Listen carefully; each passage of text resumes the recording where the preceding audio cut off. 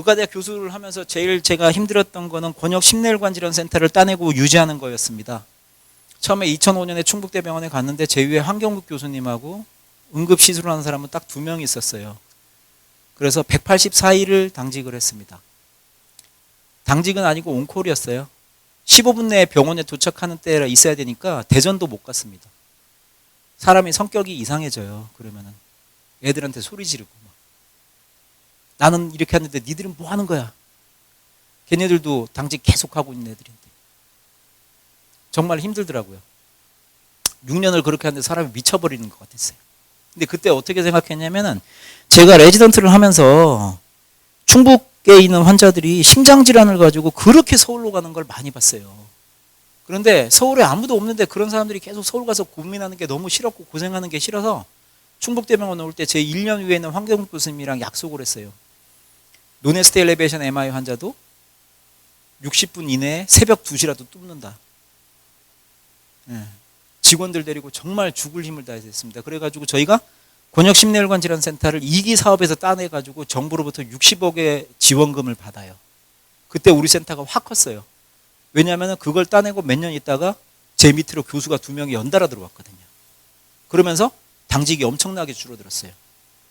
1년에 90일만 당직하면 돼요. 그렇게 된 거죠. 근데 저는 그렇게 생각했어요. 그런데 충북에서 해결되지 않은 언맨 니즈가 있는데 그게 심혈관계 수술이에요. 흉부외과 수술은 충북대병원에서 거의 못해요. 국민들도 알아요. 저기 들어가면 죽는다. 그러니까 말릴 수가 없어요. 그러면 이거를 갖다가 제가 고민을 하고 병원장님이 고민을 해야 되는 건가요? 아니면 정부에서 채워줘야 되는 건가요? 정부에서 당연히 채워줘야죠. 부족한 부분을 채워줘야 됩니다. 국민의 기본권이에요. 건강권은. 교육받을 권리, 그리고 안전하게 살아갈 권리처럼 환자가 아파서 죽는 일이 없다는 거죠. 근데 그거를 각 병원의 병원장이 걱정하게 하고 의사가 걱정하게 하면 안 되죠.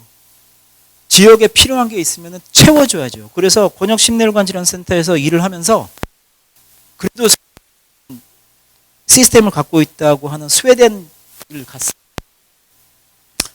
여기 왼쪽에 계신, 오른쪽에 계신 라스 왈렌틴이라고 하는 분인데요. 이분이 스위드 하트 레지스트리를 개발한 분이에요. 스웨덴의 모든 심근경색증 환자는 등록을 합니다. 등록을 하고 팔로우업이 다 됩니다. 국가 레지스트리로. 어떻게 되냐? 환자가 딱 AMI 환자가 와요? 그러면 그 사람 주민등록번호가 있죠? 그러면 그걸 갖다가 입력을 합니다. 그러면은 통계청, 근무지 데이터 이런 게 다 연계돼요. 우리나라는 어떻게 돼 있죠? 개인정보보호회에서 그게 못하게 돼 있죠. 근데 스웨덴은 어떻게 됩니까? 스웨덴 디렉터리라고 있습니다. 서점에 가고 책 한 걸 사면요. 쉽게 말하면 이주영 의원 남편이 누구신지, 차가 뭔지 이런 것까지 다 공개되어 있습니다. 걔는 극단적인 애들이죠. 약간.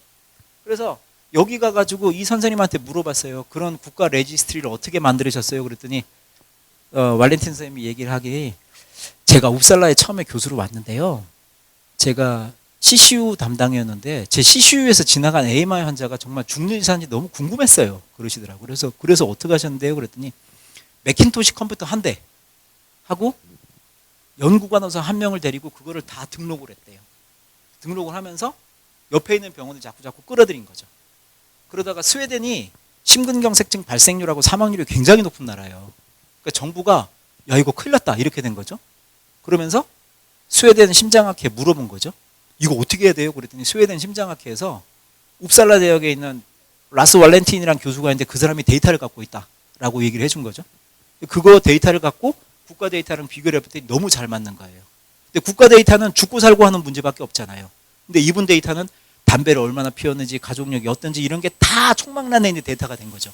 그래서 이거를 국가가 데이터를 쓸 수 있게 돈을 들이붓기 시작합니다. 1년에 600만 불씩. 지금은 카타락 수술도 등록합니다. 스웨덴. 토탈리 등록하게 되어 있어요. 등록을 해가지고 팔로우업을 하면서 목표를 정하는 거죠. 카타락 수술 같은 경우는 안구 내염, 엔도옵살마이티스 발생률을 낮추겠다는 목적으로. 우리나라도 이걸 하려고 했죠. 등록 사업. 그런데 책정된 예산이 2,500만 원이었습니다. 이렇게 하면 안 되죠. 그래가지고 그때 얘기를 했어요. 제가 정말 정부에다 계속 얘기했습니다. 암센터는 암 등록 사업을 하죠. 응급 환자도 네디스라고 하여튼 간에 데이터에 등록하죠. 그런데 심내혈관계 질환은 넘버 2, 넘버 3 킬러인데도 불구하고 등록 사업이 없어요. 그래서 정 안 되면 우리가 바텀업으로 하자. 우리끼리 먼저 모아보자.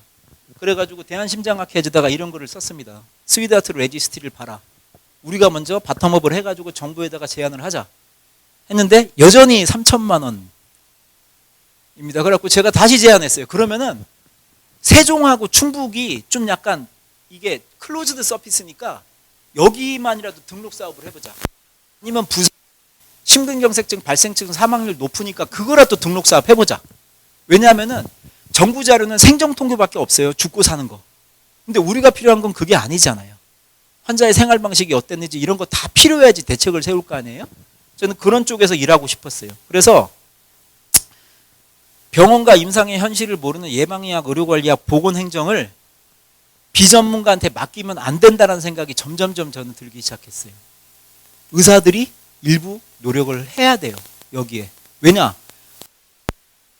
마지막으로 봐야 되는 사람은 한 사람의 목숨이지만 그 사람의 목숨을 살리려면 보건의료 정책이 바로 서야 됩니다.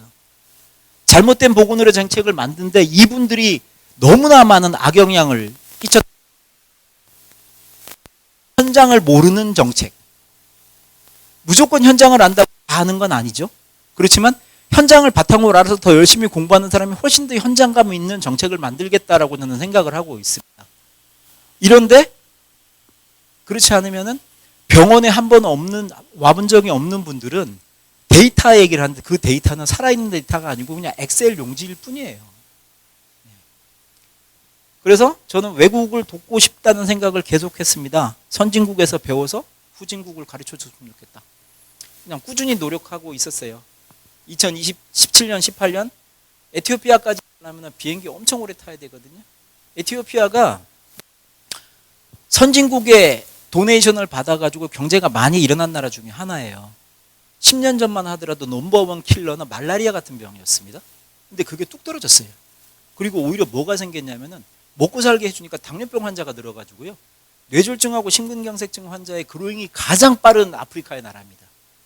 근데 지금도 우리나라는 뭐를 하고 있냐면 아직도 말라리아 기생충 사업 같은 걸 해주고 있는 거죠. 예. 이러면 안 되잖아요. 근데 이게 뭐냐면 왜 그러냐면요. 왜?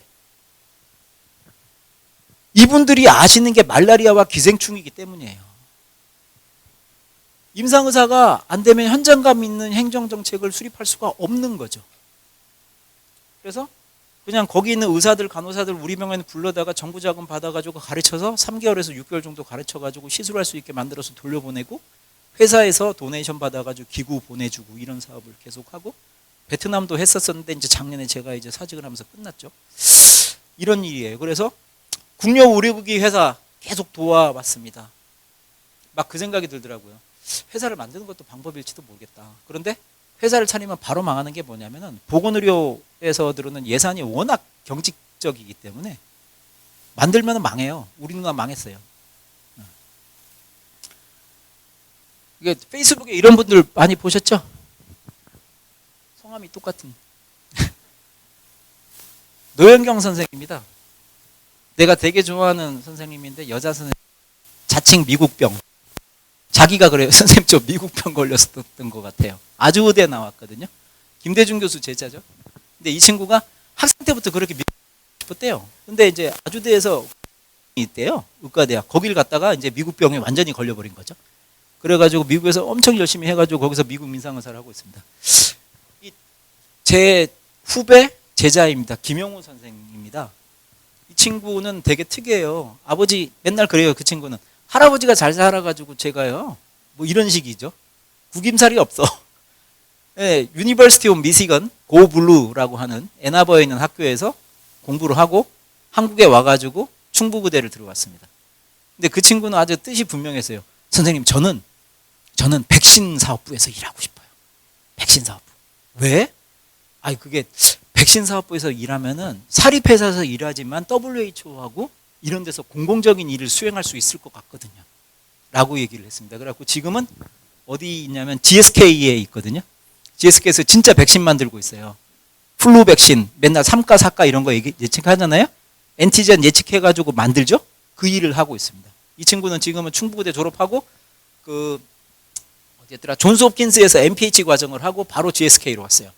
그래가지고 미국에서 살면서 자기가 WHO랑 같이 일을 하고 있는 거죠. 여러분들이 저는 선생님들께서 이런 쪽을 조금 더 바라봐 주셨으면 합니다. 정말. 너무 길게 얘기를 했는데 저는 이 얘기 하고 싶어요, 선생님. 자신의 전문 영역을 꼭 확보하세요.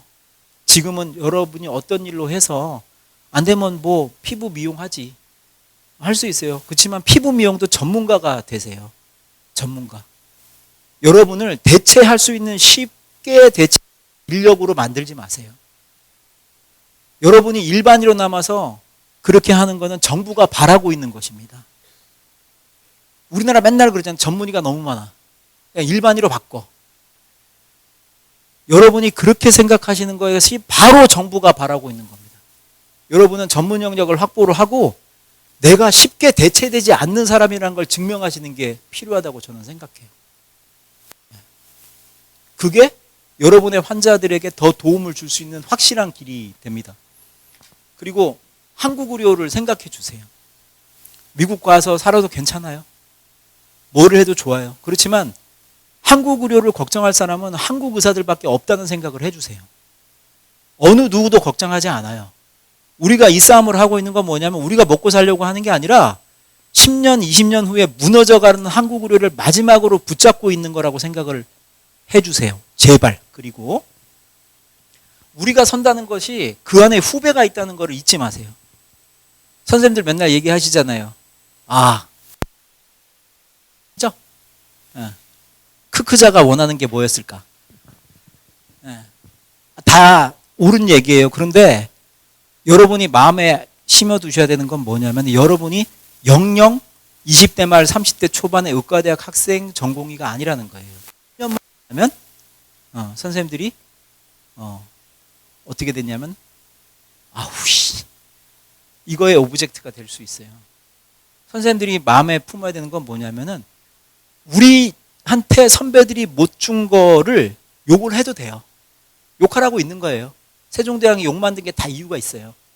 그런데 문제는 뭐냐면 마음 한구석에 붉은 마음을 가져야죠. 내가 이때가 되면 절대로 이렇게 하지 않겠다. 내가 그때가 되면 내 후배들한테 이렇게 하지 않겠다라는 마음을 항상 가져주세요. 그게 저는 제일 중요하다고 생각해요. 그리고 우리의 길은 영영 끝에는 환자를 향한다는 생각을 해주세요. 그거를 누구한테 알아달라고 하는 게 아니고 국민의 여론을 뒤집어 보자. 저는 국민 여론 같은 거 믿지 않아요. 그건 돌아오지 않습니다. 그렇지만 여러분 마음에 우리가 하는 모든 일이 결국은 환자와 국민을 향하게 된다는 생각을 조금이라도 해주셨으면 좋겠어요. 잘못된 정책이 있으면 보세요. 잘못된 정책이 있으면 고치려고 노력을 해주세요. 난 몰라 뭐. 나는 그냥 됐어. 이 정도면 됐지 뭐. 저를 포함한 기성의사가 이렇게 생각을 해서 여러분들이 이 싸움을 시작하게 된 거예요. 여러분들은 절대로 그러시지 마세요. 나이가 한 살 한 살 먹을 때마다 여러분들은 리소스가 늘고 생활의 안정성이 높아지고 여러분이 쓸 수 있는 무기가 늘어납니다. 그러면 그 무기를 써주세요. 그래야지 한국 의료가 돌아오죠. 여러분의 길은 다양해요. 임상의사가 제일 중요하겠죠. 일반적인 일이고요. 보건행정 공무원, 의사과학자, 제약회사, CRO, 그리고 의료기기 개발 뭐든지 열려 있습니다. 정 안 되면 선생님 저 그냥 변호사 해보고 싶은데 하세요. 여러분의 전문 영역을 구축할 수 있다면 뭐든 일이든지 좋아요. 절대로 여러분은 굶어 죽지 않을 것입니다. 그렇지만 그만큼의 여러분들의 사회적 책임을 갖게 되실 거예요. 그거를 잊지 말아 주셨으면 좋겠어요. 모든 단계마다 이분이 계셨습니다. 제가 의과대학 들어갈 때 예과에서 공차고 있으면 이분이 지나가시다가 이렇게 구두에다가 바지 걷고 들어오셔가지고 야 니들 뭐하냐? 선생님이 공차고 놀아주셨어요. 끝나면 맛있는 술 사주고 고기 사주셨습니다. 순환기내과 의사셨고 지금은 이제 재작년에 병원장 끝내시고 은퇴하셨거든요. 저분이 저를 코이카로 가게 만들어 주셨어요. 너 뭐 하고 싶어? 선생님 저 코이카 하고 싶은데. 그러면은 너 그러면은 그다음에 fellow 안 할 거야? 선생님 저 보건행정 이런 거 하고 싶은데요. 그래? 그럼 내가 소개시켜 줄게. 너 코이카 어디 가고 싶은데? 시험 어떻게 보는 것 같은데? 아 국제협력단 아는 사람 좀 소개시켜 주랴?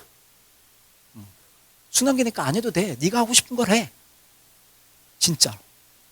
그리고 제가 결국 2000년 의학사태를 보고 선생님 저 순환기내과 해야 될 것 같아요. 6개월 전에 전화드렸어요. 페루에서. 야 장하나 그거 걱정하지 말고 너 들어올 때 되면 다시 한번 전화해. 천천히 생각해. 네가 하면은 도와줄게. 그리고 자녀 근무라는 게 있습니다. 3개월을 국내 근무를 하는데 선생님께서 그러셨어요. 네가 순환기내과를 하려고 마음 먹었으면은 그냥 와라. 충북대병원 내가 너를 데리고 있을게. 3개월 선생님 밑에서 배웠어요. 응급시술도 막 하고. 그때 그 다음에 이제 1년차 펠로우를 시작해야 되잖아요. 대부분 어떻게 하냐면은 자기 병원에서 1년차 펠로우 하고 큰 병원으로 보내시죠. 조명찬 선생님께서 저한테 그러셨어요. 너 앞으로 교수 생활을 할 생각이 있을 것 같으니까 네가 있으면 내가 제일 편하다. 근데 너 그냥 서울대병원 가서 아니면 아산병원 가서 삼성병원 가서 펠로우 2년 거기서 다 해라. 내가 아직도 체력 되니까 너 없어도 괜찮다. 그리고 선생님께서 알아보셔가지고 보내주셨어요. 그때까지만 해도 서울대병원은 무급 펠로우가 있었어요. 전문의 갖고 일을 하는데 월급을 안 줘요. 근데 그것 때문에 교수님이 엄청 걱정을 하셨는데 그때 서울대병원 정책이 바뀌어서 지방에서 올라오는 동문병원 펠로우들한테는 월급을 우선적으로 주기로 됐었어요. 월급을 275만 원 받았습니다. 선생님께서 엄청 좋아하셨어요. 그래도 월급이 나온다. 그게 어디냐 이렇게 생각을 하셨던 거죠. 그리고 제가 기초연구를 하겠다라고 얘기를 했을 때 템플 대학을 소개시켜 주시고 거기 PI에 연결시켜 주시고 이 친구 월급 좀 주세요. 국제전화 여러 번 걸으셔가지고 전화 주셨던 분이 이분이세요. 장하나 머리 헝클어졌다. 팔대이 가르마하고 다시 와라. 장하나 어깨 쭉 펴고 걸어라. 네가 힘들어하면 밑에 애들이 다 싫어한다. 장하나 욕 좀 그만해라. 그렇게 하면 안 된다. 장하나 밥 먹을 때 쩝쩝거리지 마. 이런 얘기까지. 그냥 이분은 저한테 아버지였고 선생님이셨고 교수님이셨고 멘토였고 서포터였습니다. 이런 분을 찾으세요. 그리고 또 하나 잊지 말아야 될 거, 여러분들이 10년, 15년, 20년 후배에게 이런 분이 돼주세요. 그러면은 한국 의료는 저절로 발전하게 됩니다. 여러분이 지금은 그냥 가장 어려 보이지만 10년만 지나도 충고를 할 대상이 생깁니다. 그럴 때 뭐 그냥 못하 이렇게 하지 마시고 바른 길을 얘기해 주세요. 바른 길을, 바른 말로, 바른 자세로. 제가 드리고 싶은 말씀은 오늘은 딱 이거예요. 지금 고통스러운 시간을 견디시고 마음속에 한 조각 남은 붉은 마음, 일편단심. 나는 커서 이렇게 하지 않겠다. 나는 크면은 이렇게 하겠다라는 마음을 꼭 먹어주시고 그게 후배들한테 귀감이 되고 여러분들이 후배를 이끌고 한국 의료를 발전시킬 수 있는 길이 될 거라고 저는 분명히 믿고 있습니다. 바른 길은 바른 결과를 낳습니다. 선생님들 힘내십시오. 우리가 하는 싸움은 절대로 우리의 밥그릇을 위한 싸움이 아니에요. 어깨 쭉 펴시고 앞을 바라보시고 머리에 힘 넣으세요. 그렇게 하고 후배들 챙겨주시고 같이 옆에 있는 사람들하고 쭉쭉쭉 나갑시다. 그게 우리가 할 일이라고 생각합니다.